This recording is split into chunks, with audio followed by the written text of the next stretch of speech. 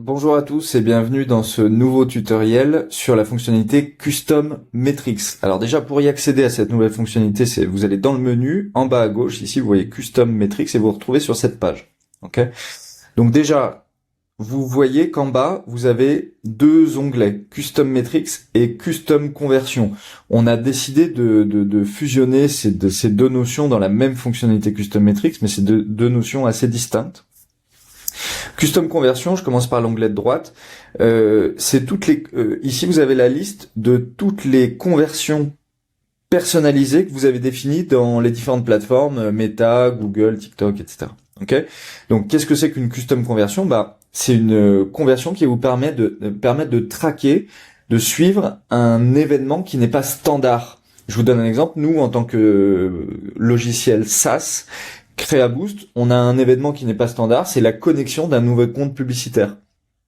Okay. Donc dans Meta et dans Google, dans nos campagnes, on a défini une conversion personnalisée qui est connexion d'un nouveau compte. Et donc à chaque fois que un utilisateur connecte un nouveau compte, on envoie l'information à Google et Meta.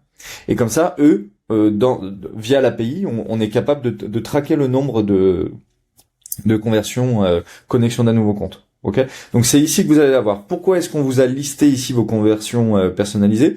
Parce que bien souvent, en fait, ces conversions, elles sont assez pauvres en information. Vous voyez ici, par exemple, le compte Jolie Culotte officiel, ils ont deux conversions personnalisées qui s'appellent Google Organic et Google Ads.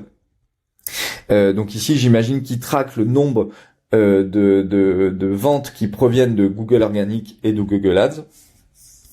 Et on leur permet ici, du coup, on vous permet ici avec le bouton, le petit stylo, d'éditer ces conversions personnalisées. Donc par exemple, je vais pouvoir changer le nom et mettre un plus joli nom avec des majuscules. Je vais pouvoir mettre une description, choisir une unité, un nombre de chiffres après la virgule, définir si cette conversion personnalisée, je préfère qu'elle soit grande ou petite. Higher is better or not. Ok. Et je peux même définir un type d'événement. Est-ce que c'est un ajout au panier, une complete registration, une demande de nouveau contact, etc., etc. Ok. Donc en gros, nous on n'écrit pas on va pas modifier l'information dans Meta ou dans Google, mais on vous permet de créer une sorte de surcouche dans CreaBoost de façon à rendre les conversions personnalisées plus jolies, plus agréables à utiliser en renseignant toutes les informations. Ok, donc c'est plutôt un nice to have cette fonctionnalité là. Et ensuite le cœur de la fonctionnalité, c'est sur l'onglet de gauche, donc Custom Metrics. Là c'est des metrics personnalisés, ok, Custom Metrics. À quoi ça vous sert? Je vous disais, je reprends l'exemple de tout à l'heure sur je prends l'exemple du compte en question là. Donc le compte Jolie Culotte officiel a défini une custom conversion qui s'appelle Google Organic. Donc a priori c'est le nombre de ventes qui proviennent de Google Organic. Eh bien, j'imagine que le média buyer ou le responsable d'acquisition de ce compte, en fait, il veut pas s'en arrêter là.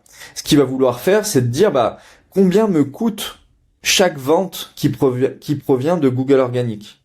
Alors pour faire ça, typiquement, c'est le cas d'usage typique. Je vais devoir créer une custom metrics, sélectionner le compte et dire, je veux définir le cost per Google Organic. Ici, je vais définir une unité en euros. Je vais mettre deux chiffres après la virgule. Est-ce que is higher better? No, parce que je veux que mon coût soit le plus bas possible. Et ensuite, j'ai un éditeur de formule ici. Et je peux aller chercher, vous voyez, si je tape SP, je vois spend, divisé par, et là je vais aller chercher ma conversion personnalisée Google Organic. Ok, donc le spend divisé par Google Organic, ça me donne bien mon cost per Google Organic. Je sauvegarde, je vois ici ma conversion personnalisée, et immédiatement ensuite, en fait, vous allez pouvoir, par exemple, si je crée un report metrics overview que j'appelle test custom metrics pour l'exemple,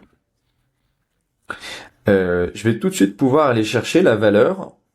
Vous voyez ici, tout en bas dans les métriques, j'ai Custom Metrics, Cost per Google Organic, et je vois la valeur des Google Organic sur la période sélectionnée.